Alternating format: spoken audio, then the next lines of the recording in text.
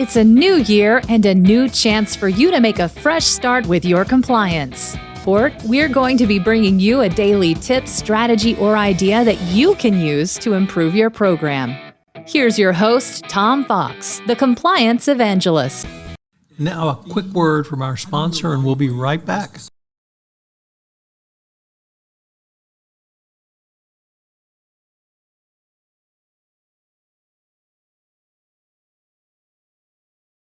Day 18, levels of due diligence. Due diligence is generally recognized in three levels, level 1, 2, and 3. Each level is appropriate for a different level of corruption risk. The key is to develop a mechanism to determine the appropriate level of due diligence, then implement that going forward. The 2020 update stated, a well-designed compliance program should apply risk-based due diligence to its third-party relationships. Although the need for and degree of appropriate due diligence may be based on the size and nature of the company, transaction, and third party, you should assess to the extent to which the company has an understanding of the qualifications, such as payments, bribes to foreign officials, etc. The question becomes how you use the information you obtained in the business justification and questionnaire to determine the appropriate level of due diligence. A three-step approach of varying levels of due diligence is a proper approach or a proper analysis to take going forward. In opinion release 1002, it laid out this approach.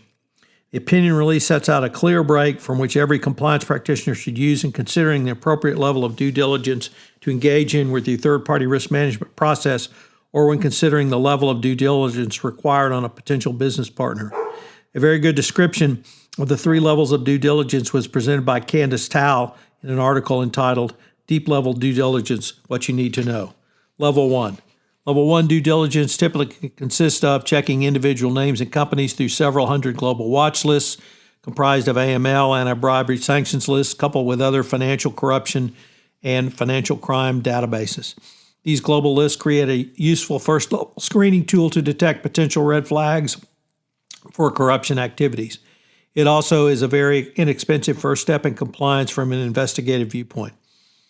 This basic level 1 due diligence is extremely important for companies to complement their compliance policies and procedures, demonstrating a broad intent to comply with international regulatory requirements. Level 2. Level 2 due diligence encompasses supplementing a global watch list with a deeper screening of international media, typically major newspapers and periodicals from all countries, plus detailed internet searches.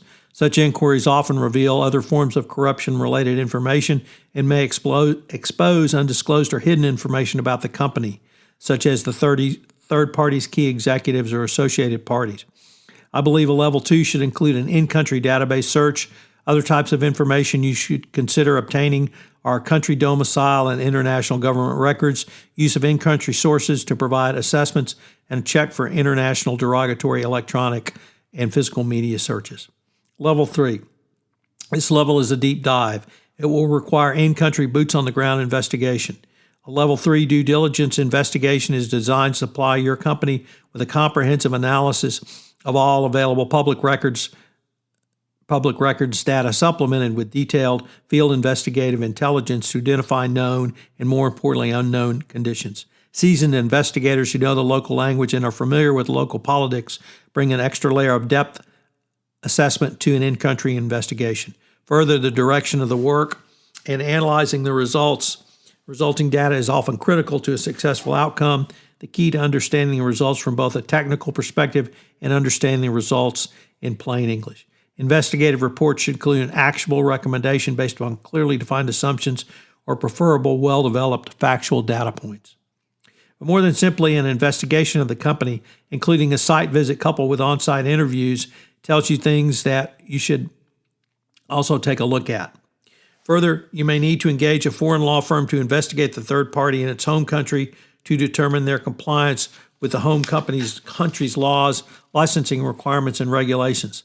Lastly, and perhaps most important, you should use a Level 3 to look at the proposed third party in the eye and get a firm idea of their cooperation and their attitude towards compliance, as one of the most important inquiries is not legal-based, but based upon the response and cooperation of the third party.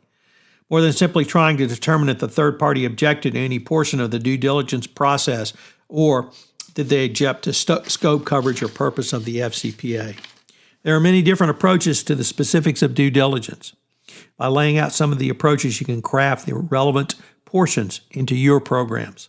The level 1, 2, and 3 trichotomy appears to have the greatest favor with the regulators and one you should be able to implement in a straightforward manner. So what are today's 3 key takeaways? Number 1, a level 1 due diligence should only be used where there is a low risk of corruption. Number 2, a level 2 due diligence is sufficient in a high-risk jurisdiction if there are no red flags to be cleared or other indicia which needs additional investigation. And finally, number 3, level 3 due diligence is a deep dive, boots on the ground investigation, which should include an in-person interview, a review of the physical facilities of the third parties, and other indicia. This is Tom Fox again. Thank you for listening to this episode of 31 Days to a More Effective Compliance Program. I hope you will join me for the entire month of January, where I take a look at some of the significant changes in compliance and FCPA enforcement. 31 Days to a More Effective Compliance Program is a part of the Compliance Podcast Network. This podcast is a part of the C-Suite Radio Network. For more top business podcasts, visit c-suiteradio.com.